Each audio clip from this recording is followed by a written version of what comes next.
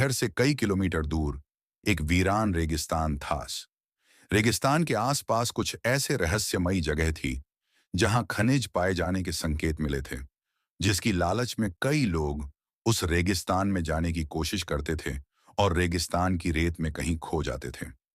हालांकि कुछ लोगों का अनुभव वहां से वापस आने का भी था, लेकिन वह रेगिस्तान के ज्यादा अंदर तक प्रवेश नहीं कर पाए थे, इसलिए उनकी किस्मत अच्छी थी। ऐसे ही एक व्यक्ति जिसका नाम कृपाल सिंह था, दरअसल वह ऊंट से रेत के रास्ते सामान ढोने का काम करता था। एक दिन गलती से वह भटक कर मौत के रेगिस्तान के करीब पहुंच जाता है, लेकिन उसका ऊंट आगे नहीं बढ़ता और वह वापस लौट आता। कृपाल सिंह ने भूतिया रेगिस्तान की खूनी हलचल महसूस की थी। उसे समझ में आ गया था कि यदि उसका ऊंट उस जगह से उल्टे पांव भागा है तो जरूर वहां कोई खून रहस्य छुपा है। रेगिस्तान में एक सोलर प्लांट लगने वाला था, जिसके लिए उसी रहस्यमयी रेगिस्तान में सर्वे टीम रिसर्च करने पहुंचती है।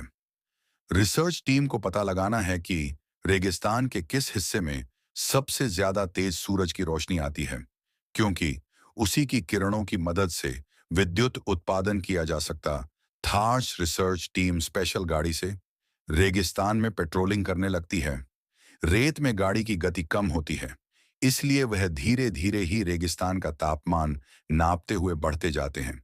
लेकिन अचानक वह उसी मौत के कुएं के करीब पहुंच जाते हैं जहां से कोई वापस नहीं आ सका। गाड़ी मौत के कुएं की रेत से फिसलने लगती है। गाड़ी का ड्राइवर ब्रेक लगाकर उसे रोकने की कोशिश करता है, लेकिन कुएं की ढलान की वजह से वह संतुलन खो देता है और गाड़ी मौत के कुएं में समा जाती है और हजारों टन रेत गाड़ी को दबा देती है।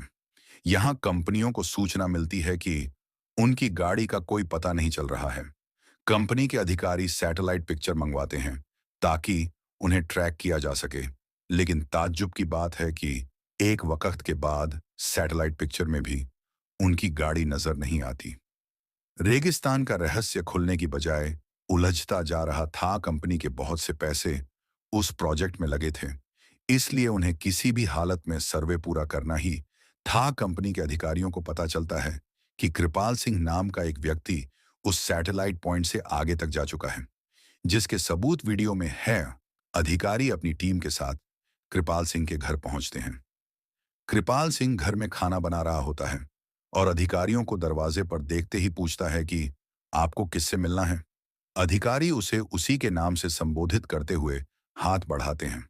कृपाल सिंह सभी को बैठने को कहता है और जब उसे पूरी बात पता चलती है तो वह उन्हें मना करने लगता है।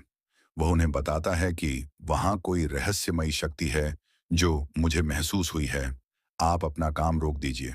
लेकिन कंपनी के अधिकारी कृपाल सिंह को मोटी रकम की लालच देते हैं और उसे अपनी रिसर्च टीम का हिस्सा बना लेते हैं। कृपाल सिंह काफी समय से बेरोजगार था और उसके सर में कई लोगों की उधारी थी, इसलिए मजबूरी में उसे रिसर्च टीम का हिस्सा बनना पड़ता है। वह ज्यादा पढ़ा लिखा तो नहीं है, लेकिन वह रेत का बादशाह है।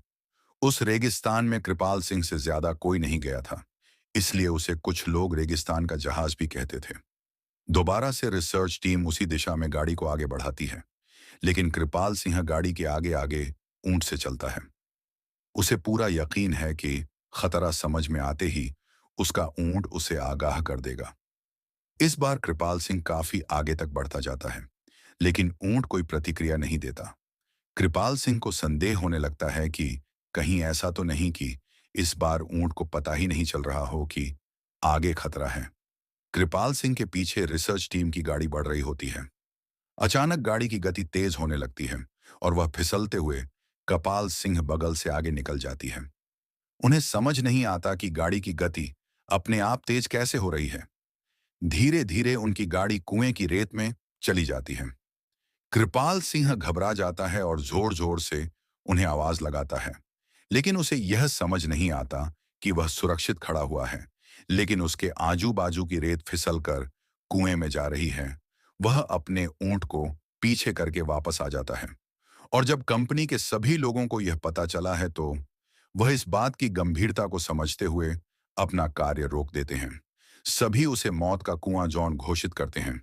दरअसल वह कुआं रेगिस्तान का रक्षक है, जो रेगिस्तान में रहने वाले जीव जंतुओं की रक्षा करता है और वहां किसी भी प्रकार का बदलाव नहीं होने देना चाहता। कुएं के अनसुलझे रहस्य के साथ यह कहानी समाप्त हो जाती है।